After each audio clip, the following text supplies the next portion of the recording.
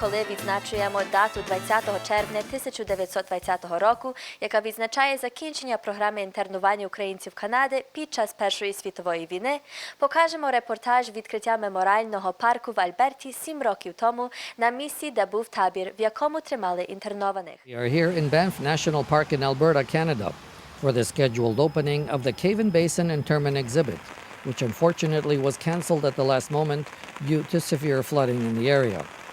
National Parks Canada officials went beyond the normal call of duty and, in spite of the opening's official cancellation, welcomed with a special exhibit preview tour the many visitors and community leaders from all over Canada who somehow managed to overcome weather issues and got to Banff for this important occasion. So welcome under some really interesting circumstances. As you can imagine, with the city of Canmore under a state of emergency, people losing their homes and various highway road closures, we postponed our exhibit opening. The official ceremony of this historic exhibit was to have been conducted by Canada's Minister of Citizenship, Immigration and Multiculturalism, Jason T. Kenney, seen here 5 years ago in May 2008, presenting a $10 million endowment from the Government of Canada for the creation of an Internment Recognition Fund. Today I am pleased to announce that we are following through on this commitment. The Community Historic Recognition Program and the National Program will support commemorative and educational projects that are both community-based and national in scope. The CHRP will make funding available for communities that were affected by wartime internment measures and immigration restriction measures, communities such as the Ukrainian Canadian community. As part of this program, the Government of Canada has decided to provide $10 million to the Ukrainian Canadian Foundation of Taras Shevchenko. This will establish an endowment to fund projects related to the First World War internment experiences for affected communities such as Croatian Canadians, Serbian Canadians, Ukrainian Canadians and others. Subsequently, thanks to the mentioned government grant, the Canadian First World War Internment Recognition Fund was formed and was represented here today by its chair, Ivan Grbezic, who felt the exhibit's location was quite appropriate and properly reflected the historic context. Without commenting on the contents of the exhibit, as you can tell from the building behind me, it is a new structure. The location of the exhibit itself is in a great location, given that just across from where we're standing here, where the actual is the site of the internment camp. And people will see once they get into the exhibit that they will relate to the closeness of that site and the importance of this location. Among the dignitaries that actually made it to the cancelled exhibit was Bishop David Motiuk of the Ukrainian Catholic Eparchy of Edmonton. Despite the inability to have the official opening with all the dignitaries and Minister Kenney, I'm very grateful that Parks Canada has provided us an opportunity to view the exhibit. And I'm pleased. I think is this that it really tries to tell the story of a dark chapter in the history of Canada and the Europeans, in particular the Ukrainians, and the injustice that was done to them. So I hope that it'll provide some justice where justice was taken from them many years ago. So I hope that many people will come and have an opportunity to visit the exhibit. Parallel to the educational work directed by the Canadian First World War Internment Recognition Fund, the Cave and Basin Internment exhibit in Banff National Park entitled Enemy Aliens, Prisoners of War, Canada's First World War Internment Operations, 1914 to 1920, was designed as a separate project by Parks in Canada to educate Canadian and international visitors about this little-known chapter in Canadian history. You know, for us, our role was to tell the whole story of national internment. There definitely was a component of it here in Banff with the Banff and Castle Camp, but our mandate was to tell the whole story from 1914 to 1920 of all the 24 camps across the country. We definitely knew from our stakeholder meetings and also with focus groups with the public that people know very little about the First World War history, and almost to a person did not know anything about First World War internment, let alone what was happening with the worldwide recession prior to the war breaking out, war happening, and then Canada deciding through the War Measures Act to have internment operations in the country. So we knew that we had to throw that context in there for people to set them up. So we tasked our research group to delve a lot into as much of the primary documentation as we could. And there was a fair amount there. We actually found quite a few internee letters, and we spoke with descendants, interviewed them. And so a lot of that perspective and voice of the internees themselves comes out in the exhibit. But we also brought in the perspective of the other people involved in the internment story. So that's the government officials, the guards, and even what the Canadian public were thinking at this time. So we tried to background or backdrop the story with a bit of the social, political, economic, and of course the wartime environment that we had there.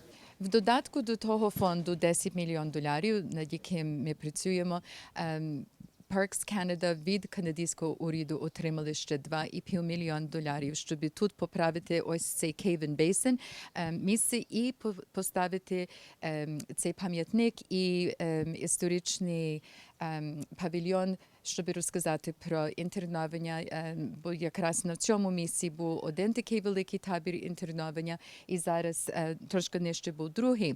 І цей фонд був також призначений, щоб додати деякі інформації у Форт Генрі, у Кінгстон, і так само у Citadel, у Halifax. Visuals of the internment exhibit were under embargo until the future official opening. Also present here today were descendants of internees, with Jerry Bayrak having comments of a very personal nature. I had 3 generations of our family in there. My great-grandmother, Anna Hanshruk, was in Spirit Lake. My grandfather, Nikolai, and my grandmother, Felicia Hanshruk, were in the camp. My uncle, Edward, he was in the camp when he was about a year old. My mother was born at the Spirit Lake camp, and she was baptized there in the little Ruthenian chapel. Mum was, she died about a month after her 92nd birthday. She was the last survivor of all 24 camps across Canada. She was born in Spirit Lake. She died January the 13th, 2008, which is 93 years to the day that the camp opened. But yeah, I get very emotional. I still feel that it's too watered down. It's still making it sound like it was a 2-year retreat or something, which it wasn't. Like I say, Spirit Lake, the inmates or the prisoners cleared 600 acres of land, and then they were left out the gate and left with nothing. Council member Douglas Davis, representing the German community, also felt the exhibit was not evocative enough. Well, I think in some ways you really don't get a feeling of how poorly treated some of the internees were, especially those of Polish and Ukrainian descent, and any of the other Slavic peoples that had come from Austria-Hungary. And I think that was underplayed a little bit. I'm sure most Canadians who probably never even are aware of what happened will be quite surprised by it and perhaps even shocked. And that's even with a milder representation than I would have thought possible. Many communities are represented on the Endowment Council of the Canadian First World War Internment Recognition Fund and also had appropriate comments. The prominence of this place, I think, is good enough to attract a lot of people to come to Alberta, and when they come to Banff, this is one of the places that they shouldn't miss. Okay? They should come here. They should actually learn about the internment story and about their grandfathers, grandmothers, and the generations that came before them. This is an important site. Some may argue about its architectural design. That's always open question, right? But the fact that it does exist represents a major accomplishment for all Canadians in terms of building up the Canadian history.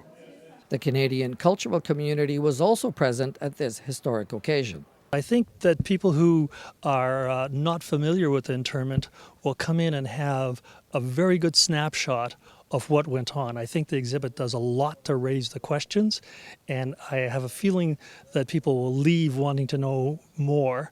And the wanting to know more is not only from going online or reading, but myself, as a dance director and creator with the Shumka Dancers of works about the internment, it might whet their appetite to come and see the work that we produce in Shumka. So I think they've done a really good snapshot in an exhibition like this, and you can't do it all, but they've done a great job capturing it. Among those traveling to Banff for the cancelled exhibit opening was producer Ryan Boyko, who is working on the development of a feature film to present this Canadian internment story. The film is called Enemy Aliens. It's a feature film about two brothers. It's a fictional story. These brothers come from Ukraine to Canada, get caught up in the War Measures Act as people who are identified as enemy aliens, and they have to have their papers stamped every month. And at one point, it doesn't quite go so well, and they become interned. So it's their story. It's the story of survival, struggle. They come to this country to create a better life for themselves, and it doesn't quite go as well as they had planned. All in all, there were 24 internment camps across Canada holding 8,579 men from 1914 to 1920. Today was an important validation moment for the Ukrainian Canadian Civil Liberties Association that started work on recognition of this issue over 20 years ago. This was an internment camp for innocent men held here against their will, under armed guard, behind Canadian barbed wire, not because of anything they'd done wrong, but only just because of who they were, where they'd come from. So the first thing that I hope all your viewers will appreciate is that this is a welcome moment, but it's also a solemn moment. It's a moment that calls for commemoration and reflection. It calls for a pause rather than praise. That said, I do want to underscore that this is an accomplishment for our community nationally. This is the development, the installation, the opening, although not yet officially, of the only permanent exhibit dealing with Canada's first national internment operations. And it's right here in the heart of Canada's national park system. You couldn't ask for a better location, right beside where an internment camp once stood, in the heart of Canada's national parks, where these men were forced to work for the profit of their jailers under duress. So, solemn and yet welcoming. Parks Canada has been very cordial and allowed us to come in and view the exhibit. I think it's very important for those Endowment Council members who have worked very hard with Parks Canada historians to tell this story, to come and actually view the exhibit and see what has transpired and what it looks like. As far as in the internee descendants, I think it's very important for them to be here today to view this exhibit and have that preview and get a sense of a reconciliation. As an internee descendant, I am very pleased that there is this piece of Canadian history in Banff National Park, in Canada's jewel. And I am thrilled that this story will be told, and it will be told to not just Canadians, but all visitors and tourists that come to Banff to view this beautiful Banff National Park and Basin. But they're going to learn a bit about Canadians' history, what happened to our families, and to understand that we've survived. This project was a fine achievement for Parks Canada, with the rescheduling of the official opening at some point in the future. But for the Canadian First World War Recognition Fund, the full mission still lies ahead. So what's come out of this story is we know who's been interned. Ukrainians, Croats, Austrians, Hungarians, Poles, Czechs, Slovaks, Montenegrins, Macedonians, and a number of others. Turks, Bulgarians, Romanians, Armenians. And obviously the largest number were Ukrainians, and the largest number were civilians. We know where the camps were, 24 camps across Canada, 4 camps here in the Rockies, and most importantly, the site that was here. But the part of the story that is yet to come out is why it took nearly 100 years for the story to come out. And that is the challenge of our Endowment Council, to get the story out, to get the raw research, the personal testimonies, the first-hand research, so that our government historians and other historians have more sources and information to reach